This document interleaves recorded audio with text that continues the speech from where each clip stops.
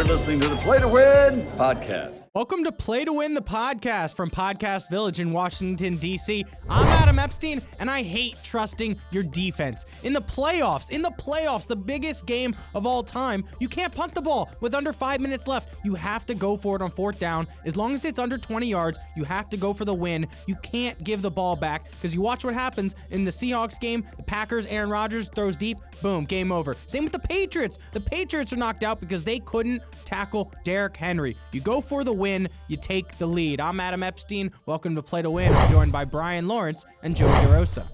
Adam, I'm not sure if I like your hoodie yet. It kind of looks too much like a hockey jersey, but it is fresh. I want one. Bryan, Adam, episode 2, just like Derek Jeter. Let's make this podcast legendary. Player of the week, the best performance by an athlete this week. Guys, I have to go with Derrick Henry. Yeah, 2 weeks Taking in a my row. guy, okay. Dude, he's been incredible. He knocked out the Ravens, the season favorite this year, after beating the Patriots the week before. I don't think anybody has dominated 2 weeks in a row like him since Terrell Davis some 20 years ago. Yeah, Le'Veon Bell in 2016 was pretty good, 160 yards and 2 touchdowns, followed by 170 yards, but he didn't dominate and take over the game like Derrick Henry did. Ravens safety Earl Thomas was coming out and talking smack about how the Patriots players didn't want to tackle Derrick Henry.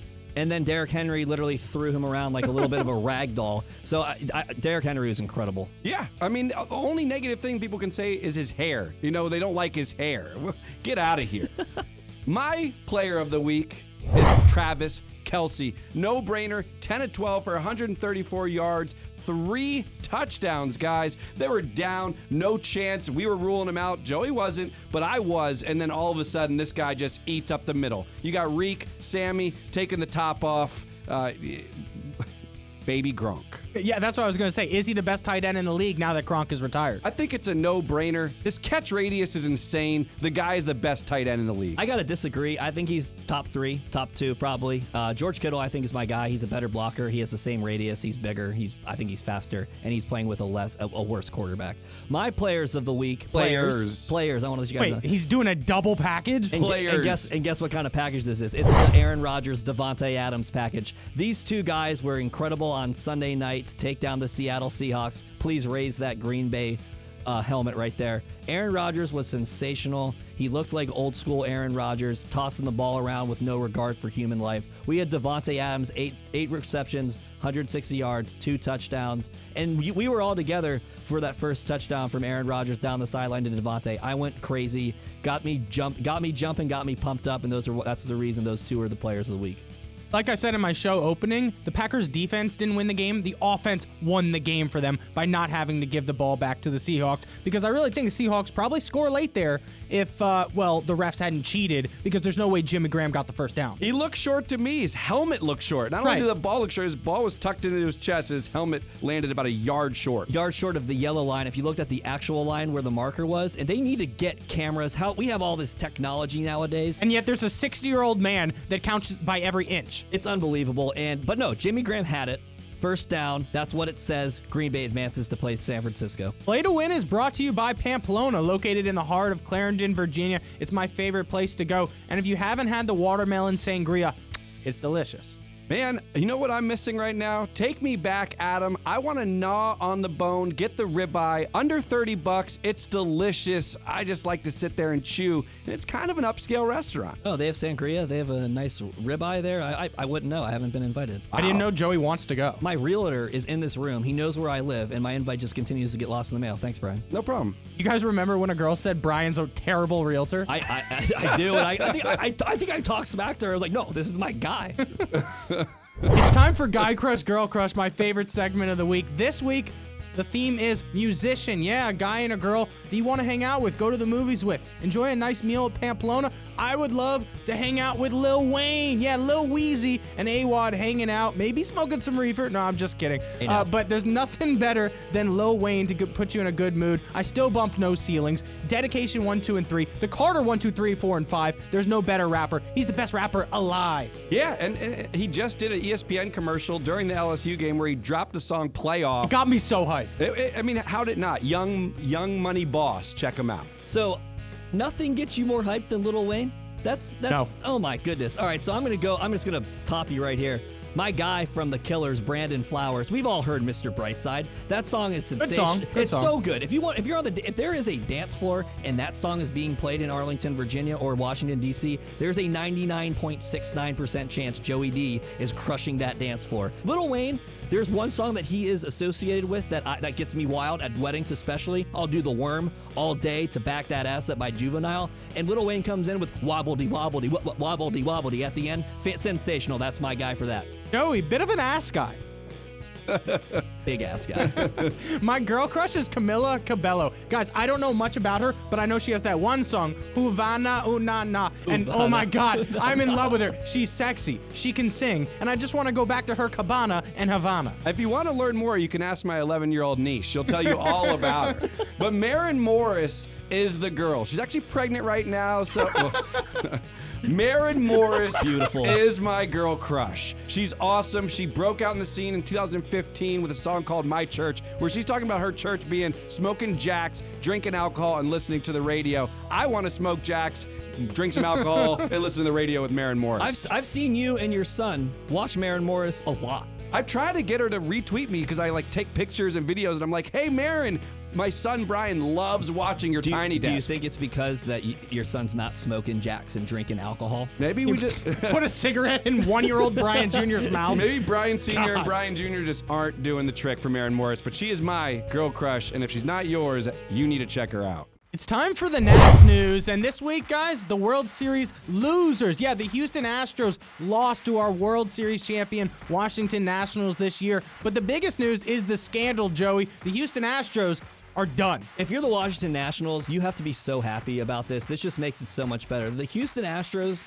today, more stuff continues to come out. We all know about the garbage can stuff with Mike Fiers releasing all his information back in November. But today, we found out that Alex Bregman and Jose Altuve had a buzzer on their chest right here. It's not my heart.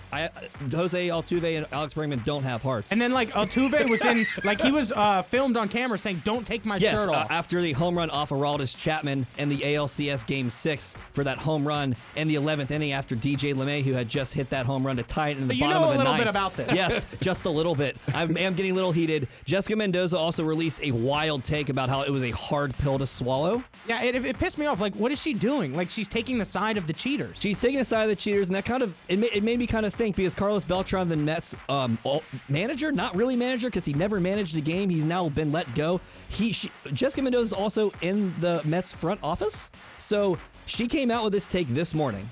Said that it was a tough pill to swallow. I'm going to take a sidebar here. You know what's a tough pill to swallow, Jessica Mendoza? Literally watching you on Sunday Night Baseball every single week with your nonsense trash spewing out of your mouth. And this may go down as one of the biggest cheater scandals in all of professional sports. It's a shame. The craziest thing is you guys, the Nationals, won the World Series all 4 games in Houston with this bonkers madness going on. Right, and in game 1 or 2, I believe. It was Strasburg. They were cheating. Yeah, yes. And he called them out. He called them out and said, I had to switch what I was doing with my glove. And look where we are. AJ Hinch fired. Guys, it's time for Netflix. What are we watching on HBO Go, Amazon, Hulu, even Disney Plus, the new streaming service? But guys, this week, I'm sticking with cable, baby. Basic television. ABC 7, the greatest tournament of all time. Yep, the Jeopardy GOAT tournament. Ken Jennings comes out on top. I was more of a James guy. Why? He's such a James loser. just talks smack. It's relevant. I thought that his little quick Twitch buzzer bit was going to work out, and it bombed. Well, Ken Jennings is the best competitor. Look, he won 15 years ago. I remember watching with my mom. It finally came full circle. Yeah, he lost to the IBM Watson computer, but he got his revenge, destroying Brad Rutter and James Holzhauer. Alex Trebek, the GOAT, the best of all time, the greatest of all time. We had the greatest of all time tournament. This is sensational, and how he looked after coming back, he looks great. It's a perfect send-off, right, Adam? I mean, do you remember watching, did you eat dinner with your mom when you were watching? I feel like dinner time is just in my head, me and my pop sitting there, him pummeling me at Jeopardy. So I remember doing homework and my mom interrupting me because she would answer every question right or wrong. She's yelling out something. What is Bahamas? And I'm like, Mom, I got an SOL tomorrow. An SOL.